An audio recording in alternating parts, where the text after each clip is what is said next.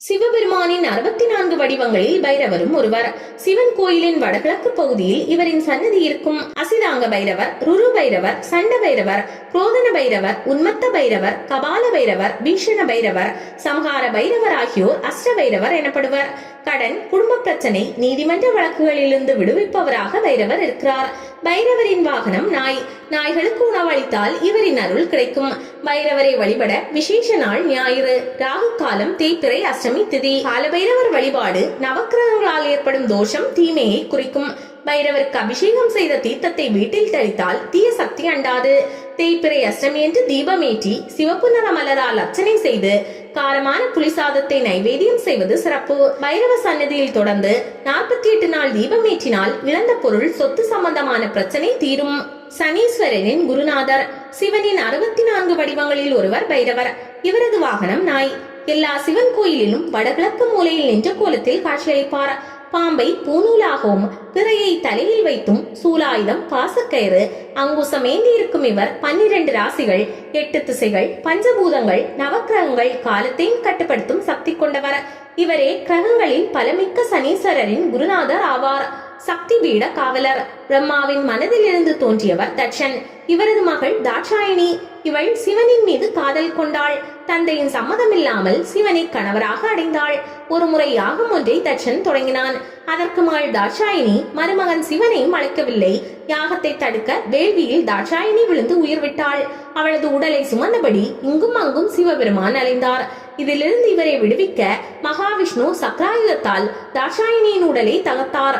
உடலில் உள்ள பாகங்கள் ஒவ்வொன்றாக பூமியில் 51 இடங்களில் விழுந்தன. அவையே 51 சக்தி பீடங்களாகி அம்பிகை வழிபாட்டிற்குரிய கோயில்களாக உள்ளன. அசுர சக்திகளிடமிருந்து இந்த சக்தி பீடங்களை காக்கும் காவலராக இருப்பவர் பைரவரே. பைரவரின் பெயர்கள்: மூர்த்தி, பிரம்மர், சிரக்சேதர், உக்ர பைரவர், சேத்திரபாலகர், வடுகர், ஆபத்துதாரணர், சட்டைநாதர், கஞ்சுகன், கரிமுகத்தன், நிர்வாணி, சித்தன், கபாலி, வாதுகன், பைரவன் என பைரவர் பல பெயர்களால் அழைக்கப்படுகிறார். இருள் போக்குபவர். அந்தகாசுரன் என்பவன் சிவபெருமானிடம் பெற்ற வரத்தால் ஆணவத்துடன் அடைந்தான்.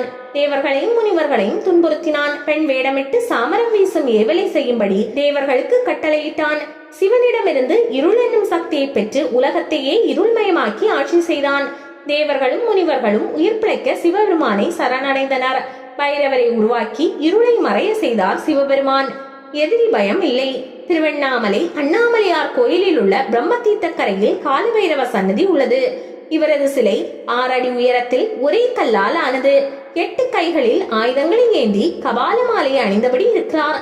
தலையில் 3ஆம் பிறையை சூடிய இவரை திருஷ்டி, தோஷம், எதிரி தொல்லை தீர வழிபடுகின்றனர். இவருக்கு தேய்பிறை அஷ்டமி ஞாயிறன்று ராகு காலத்தில் வழிபாடு நடக்கிறது.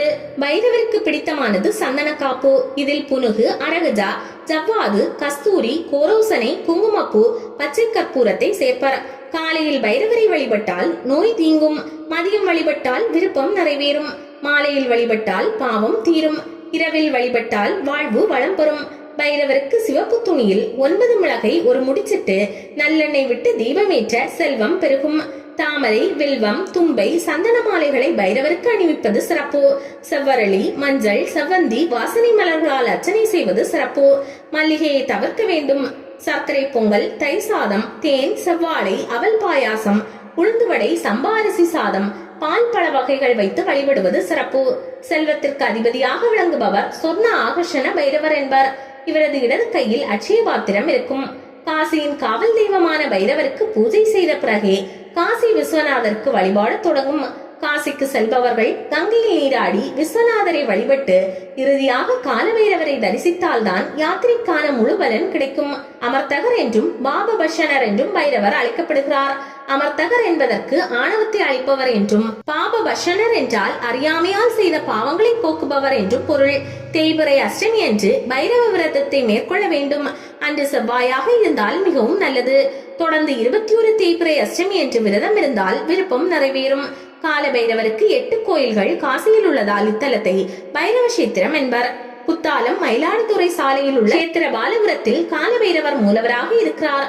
நாகப்பட்டினம் மாவட்டம் சீர்காழியில் சட்டைநாதரை தலைவராக கொண்டு அஷ்டபைரவ சன்னதி உள்ளது. திருச்சி உறையூர் சாலையில் உள்ள ஜெய காளிகாம்பாள் கோவிலில் அஷ்டபைரவர்கள் தங்களுக்குரிய சக்திகளான பைரவிகள் வாகனங்களுடன் காட்சியளிக்கின்றனர்.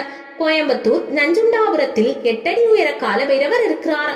காஞ்சிபுரம் அருகிலுள்ள திருமாகரல் என்னும் ஊரில் அத்தனாரி கோலத்தில் பைரவர் உள்ளார். கள்ளக்குறிச்சி மாவட்டம் சின்னசேலம் அருகிலுள்ள ஆரகளூர் பெரியநாயகி காமநாதீஸ்வரர் கோவிலில் அஷ்டபைரவ சன்னதி உள்ளது. திருச்சி மாவட்டம் தொட்டியம் அருகிலுள்ள காரைக்காடு கிராமத்தில் உள்ள பைரவ சாய் பீடத்தில் நவபைரவர் என 9 பைரவர்கள் உள்ளனர்.